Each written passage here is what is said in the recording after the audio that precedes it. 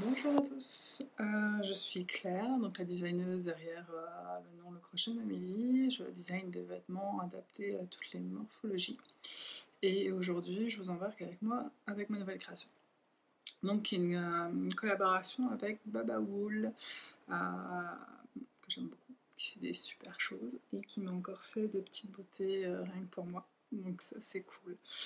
Donc là, c'est juste avant les vacances. Ça va être mon projet des vacances que je vais emmener avec moi. Donc du coup, je fais la petite vidéo avant de partir. Je vous montre déjà. Oups, et ceci. Donc la laine qu'elle m'a faite. Donc on est sur la base Roots, donc une de ses bases favorites qu'elle a en boutique. C'est du 90% laine mérino, c'est 10% lin. On est sur un fil single, donc juste avec un seul pli. Je ne sais pas si on voit bien, avec ma tête derrière. Voilà, donc voilà. C'est pas ma première collab avec Baba, on en avait déjà fait deux. Et c'est une super teinturière avec qui j'adore travailler, qui me fait toujours des petites beautés. Je viens avec mes idées, avec mes envies, et elle me fait des merveilles. J'adore. J'adore, j'adore, j'adore. Donc, ça sera un pull chauve-souris, donc avec des grands pans qui montent jusqu'au par là à peu près. Donc on avait discuté une fois, j'étais venue la voir et du coup elle m'a proposé qu'on se fasse une collab et ça c'est trop chouette. J'avais des idées de coloris, j'avais déjà mon projet en tête, ça faisait des mois qui tournaient en rond dans ma tête. Et du coup c'est parti pour une nouvelle collab avec Baba. Elle a déjà fait les différents coloris qu'elle va vous proposer et je les trouve trop canon en fait. Comme toujours, j'ai envie de dire, elle fait toujours des trucs que j'adore. Donc voilà, je vous montre un petit peu, du coup, donc c'est encore bloqué. C'est mon échantillon, donc j'aime bien ces reflets, ces différentes couleurs en fait de vert qu'on va retrouver dedans, qui vont venir nuancer le truc. Pour info, c'est la première fois que je bloque mon échantillon. J'ai scandalisé pas mal de monde. Pour une designeuse, c'est vraiment les cordonniers les plus mal chaussés. Mais ça valait le coup, c'était une bonne expérience. Donc du coup, c'est pour ça que je vous partage aussi ça. N'hésitez pas à bloquer vos échantillons. Ça évite d'avoir trop de surprises du coup au moment du blocage. Parce que j'ai perdu quand même deux brides et un rang et demi au niveau avec le blocage, donc c'est bien de le faire. Je pense que c'est une expérience que je vais renouveler, parce que c'est vrai que des fois, alors sans avoir eu de trop grosses surprises, des fois on a quand même on est un peu déçu, on est obligé de démonter des choses parce que le fil s'est étendu, et surtout les manches. Moi, ça m'est déjà arrivé d'avoir des manches qui prennent genre 10 ou 15 cm. Donc, bloquez vos échantillons. Bloquez vos échantillons. Voilà, je vous montre un petit peu du coup le motif, parce que je l'avais déjà dessiné, puis j'ai déjà commencé, en fait, j'ai déjà fait 15-20 cm. Il est trop trop chouette. Donc on a un point ajouré comme ça ouvert avec du coup deux rangs de brides. Donc j'ai hâte de pouvoir l'essayer. C'est vrai que pour l'instant, comme je commence par le bas, je peux pas essayer grand chose, à part voilà, pour voir si la largeur me convenait. Mais sinon, voilà, il va falloir attendre que je monte les manches, tout ça, pour voir vraiment le rendu et avoir une bonne idée de ce que ça va donner. Mais je suis assez contente pour l'instant. J'ai hâte de l'avancer un peu plus.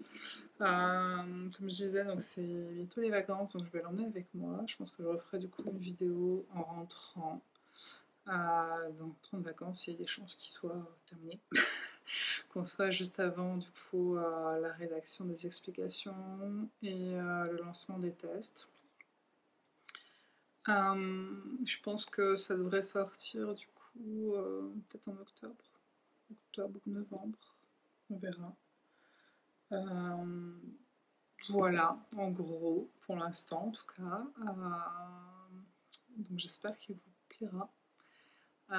Moi c'est vrai que j'avais hâte de le faire, comme je disais ça fait un moment que je l'ai en tête ce modèle et j'ai eu du mal à choisir vraiment le motif et le fil que je voulais pour cette création. J'avais vu passer plusieurs modèles différents de peau chauve-souris comme ça qui m'avaient beaucoup plu et j'avais envie d'avoir le mien. Donc j'ai tourné, viré un peu sur différentes artisanes teinturières pour trouver un fil qui correspondait à ce que j'avais envie et j'ai eu du mal à trouver jusqu'à ce qu'un jour je tombe sur un truc et que j'en parle à Baba et qu'elle me fasse une version rien que pour moi inspirée d'un coloris que j'avais vu et chez un revendeur étranger, donc du coup pour regarder du Made in France. Elle a fait quelque chose qui correspondait à peu près, avec sa touche à elle, ce que j'aime. donc c'est parfait, il n'y a plus qu'à avancer et puis voir où ça nous emmène. Et puis je vous refais une vidéo du coup avec le modèle fini et je vous montrerai tout ça plus tard. Voilà, donc à suivre. Bonjour tout le monde, du coup la deuxième vidéo pour Jonas, donc je vais mixer avec la première. On est mi-octobre, donc du coup j'ai laissé pas mal glisser en fait la création de ce pull. Je l'ai pas emmené du tout pendant mes vacances, j'ai prévu quelque chose de beaucoup plus léger à emmener et du coup je l'ai repris à mon retour. J'étais un petit peu surbookée sur cette fin d'année scolaire et sur la rentrée, donc le mois de septembre m'a littéralement glissé dessus avec une force phénoménale. Du coup, on a laissé glisser. Baba aussi, elle était jamais trop pressée dans le temps, elle a pas trop d'impératifs, je dirais, au niveau des sorties des modèles qu'on fait en collaboration comme ça. J'ai laissé glisser tranquillement, je l'ai fini il y a déjà quelques semaines. J'ai mis au propre mes explications, donc je les ai envoyées à Baba pour relecture, vu qu'elle a toujours un très bel esprit critique sur les explications et j'aime beaucoup avoir ses retours qui sont toujours très constructifs et elle saura mettre le doigt si elle voit des petites choses qui sont pertinentes à modifier, elle va venir apporter sa touche dessus et c'est vraiment quelque chose de très précieux pour moi d'avoir ces retours comme ça qui sont toujours très constructifs par rapport à ce qu'on fait. Donc voilà, j'ai hâte de lancer les tests. Ça sera du coup, l'appel au test sera lancé fin octobre pour un début de test début novembre, sachant que les 2-3 premières semaines seront prévues pour la teinture, donc qui seront pour Baba, parce qu'elle ne teint pas en avance en fait, elle teint toujours à la commande. Donc, une fois que mes testeuses seront sélectionnées, seront informées du début du test, elles vont échanger avec Baba et elles vont commander leur laine chez elles. Et Baba teindra du coup les laines en fonction des demandes de chacune et des quantités dont elles auront besoin. Donc ça, c'est quelque chose que j'aime beaucoup, moi. C'est vrai que du coup, ça demande d'avoir un peu de délai, mais le fait qu'il n'y ait pas de surconsommation, de surproduction, pour moi, c'est aussi un critère de choix. Dans les personnes avec lesquelles je travaille, même si je travaille aussi des fois avec des personnes qui ne le font pas du tout, mais ça amène toujours un plus d'avoir un produit qualitatif et un produit respectueux aussi de l'environnement, d'avoir des matières naturelles et des choses comme ça. Je pense que je ferai une vidéo sur le sujet parce que c'est vraiment un sujet qui me tient à cœur et que je trouve pertinent de partager avec vous sur mes choix les choix de matières, les choix des entrepreneurs avec lesquels je travaille ou des entreprises. C'est souvent un critère que je mets en avant et parfois c'est vrai que notamment par exemple je pense à Bergère de France qui est une marque qui propose aussi des laines qui propose des laines du coup industrielles mais avec aussi des matières en polyester par exemple, chose que moi je ne je refuse de crocheter. À chaque fois, je faisais mes choix de matière justement pour sélectionner des fils en matière 100% naturelle. Et c'est ce que fait Baba. En plus, elle choisit toujours ses fournisseurs avec soin, elle choisit ses peintures avec soin. Donc c'est une collaboration qui pour moi est précieuse du coup parce que c'est vraiment quelqu'un qui a la même manière de penser, la même manière de travailler que moi. Et ça, j'apprécie beaucoup de travailler avec elle pour ça. Mais on reviendra dessus sur une autre vidéo du coup. Là on est là pour parler du pull Jonas, donc je vous mettrai une petite photo. Donc du coup, lancement des tests début novembre. Si tu veux avoir toutes les informations pour le test, je t'invite à t'abonner à ma newsletter, je remettrai le lien dans les commentaires. J'envoie toujours la newsletter avant de diffuser sur les réseaux sociaux l'appel au test. Même des fois je diffuse pas sur les réseaux sociaux suivant les personnes avec lesquelles je travaille. Ou si je travaille avec personne, par exemple, ça m'arrive de faire des créations juste pour moi, sans teinturière, sans artisan du fil ou sans quoi que ce soit. Et dans ces cas-là, du coup, les appels au test, des fois, ne passent que via ma newsletter. Donc, si tu as envie de participer, si ça t'intéresse, je te mettrai le lien direct. Donc, n'hésite pas à t'abonner. Elles ont toujours les informations, les premières, enfin, la première ou premier. Je ne sais pas s'il y a quelques hommes qui se baladent parmi mes abonnés à la newsletter. Mais je donne toujours toutes les informations en premier via ma newsletter. Et ensuite, je publie seulement sur les réseaux sociaux. Donc là, comme on est dans le cadre d'une collaboration, il y aura forcément une publication qui va se faire sur les réseaux sociaux, mais potentiellement tu peux la rater alors que la newsletter, elle arrivera dans ta boîte aux lettres. Donc n'hésite pas à t'abonner. Voilà. Voilà l'essentiel. Donc là, les tests se feront donc avec les fils de Baba, comme vous l'avez deviné. Je vais mettre en place un Discord comme je fais à chaque fois. C'est un outil que j'adore. Je le faisais pas au début. C'était une suggestion de Baba d'ailleurs, de mettre en place un Discord. Donc le Discord, c'est une application sur laquelle on va avoir des salons de discussion où toutes les testeuses vont venir sur le salon et on va pouvoir échanger. On va pouvoir poser ces questions, moi je vais pouvoir répondre aux questions et les réponses vont pouvoir profiter du coup à toutes les testeuses. Parfois les testeuses elles sont même plus rapides que moi. Oh là là, excusez-moi. Les testeuses vont répondre aux questions des autres testeuses avant moi, donc ça des fois je trouve ça vraiment excellent. C'est vrai que j'ai un bon groupe de testeuses parce que j'ai régulièrement des filles qui reviennent faire mes tests. J'en ai plusieurs qui ont fait genre 5 ou 6 tests pour moi. Elles savent comment je travaille, elles savent ce qui est pertinent, ce qui ne l'est pas. Et du coup, ça va rouler tout seul. Et puis du coup, les filles se connaissent et ça papote sur le Discord. Et ça, j'adore parce que du coup, il y a une très bonne ambiance. Ça reste un espace convivial et pas juste un espace où on va échanger nos questions-réponses. Donc après, ça dépend un peu des tests, ça dépend des groupes, des filles qui participent et tout ça. Je prends régulièrement des nouvelles testeuses. Je l'avais pas fait sur mon dernier test parce que c'était un petit peu particulier vu que j'avais pas pu segmenter le test en plusieurs parties. J'avais pris que des filles avec lesquelles j'avais déjà travaillé. Là, on est sur un test que je vais pouvoir segmenter en plusieurs parties. Donc, il y aura forcément des nouvelles testeuses qui seront prises. J'aime bien pouvoir renforcer un petit peu les rangs des filles avec lesquelles je travaille. Elles ne sont pas toujours disponibles ou elles n'ont pas forcément envie de participer au test. Et ça, c'est OK. Mais du coup, d'avoir des nouvelles filles qui participent, moi, ça me permet de voir comment ça se passe, voir si ça se passe bien. Parce que des fois, j'ai des testeuses qui vont pas finir le test, des nouvelles comme ça qui viennent, qui vont pas finir le test, qui vont pas me passer mes photos, qui vont pas aller au bout du truc, qui vont pas participer pleinement au jeu en fait du test. C'est toujours un peu problématique pour moi ce genre de personnes. Donc c'est vrai que j'aime bien quand même faire entrer des nouvelles personnes et voir que il y en a qui sont là et qui font le job sérieusement, qui savent que pour moi c'est une étape qui est quand même importante et qui vont jouer le jeu correctement jusqu'au bout.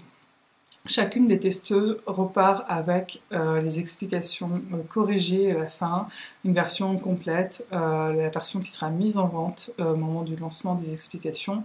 Donc ça, c'est toujours une manière pour moi de les remercier du travail qu'elles ont fait pour moi et leur permettre de refaire le pull, de ne pas avoir à se reposer de questions parce qu'il y avait des coquilles, des choses comme ça qu'elles n'ont pas notées ou je sais pas ce qu'il peut y avoir. Elles repartent avec la version finie des explications. Donc voilà, Le test du coup durera, en dehors du temps de teinture de papa, va durer 2 à 3 mois. J'envisage une sortie du coup mi-mars, sachant qu'il me faut toujours un temps pour remettre au propre les commentaires et envoyer les explications à la traduction chez ma collègue Julie, qui me fait toujours mes traductions en anglais, pour que je puisse les proposer du coup sur mes plateformes de vente également en anglais, vu que Ravelry est quand même une plateforme internationale, Etsy aussi, et ça me permet de toucher un public que j'aurais pas autrement, vu que moi je parle anglais comme une bille. Je prends des cours, j'essaie de m'améliorer, mais c'est quelque chose qui est très très compliqué pour moi, et je suis contente de pouvoir toucher du coup ce public-là autrement. Donc ça c'est chouette, mais du coup ça demande un petit peu de temps de traitement derrière. Après, si ça sort pas mi-mars, ça sortira dans la foulée. Je pense qu'au 10 avril, ça sera en ligne. J'ai hâte de commencer les tests et j'ai hâte aussi après que le modèle sorte. C'est un projet que je travaille depuis déjà un bon moment et c'est toujours un plaisir de le voir sortir et de voir l'engouement qu'il y a derrière sur les modèles. Donc voilà. Comme d'habitude, le modèle est prévu du coup sans taille standard. On va avoir une petite section de calcul, des calculs simples, genre addition, soustraction, petite multiplication. Vraiment, on reste sur quelque chose d'assez basique, il n'y a pas des grosses divisions, des gros machins super compliqués. On est vraiment sur des calculs qui sont simples et accessibles du coup au plus grand nombre. Ce qui me permet à moi après de faire du coup de vous proposer des modèles qui sont adaptables à toutes les tailles. Genre ce modèle-là, on peut le faire en taille enfant. On pourra le faire pour, je sais pas, une petite demoiselle ou une dame qui soit toute petite, toute fine. On pourra le faire pour une dame comme moi qui sera grande, qui sera avec des formes et un peu plus costaud. On pourra le faire pour tout le monde en fait. Et c'est un point qui pour moi est important dans la création de mes modèles, c'est de rendre accessible au plus grand nombre mes modèles.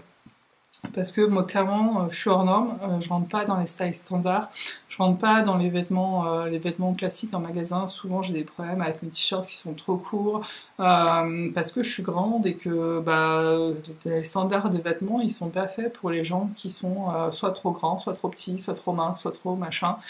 C'est fait pour le plus grand nombre, mais quand on est en dehors, et ben en fait, c'est pénible.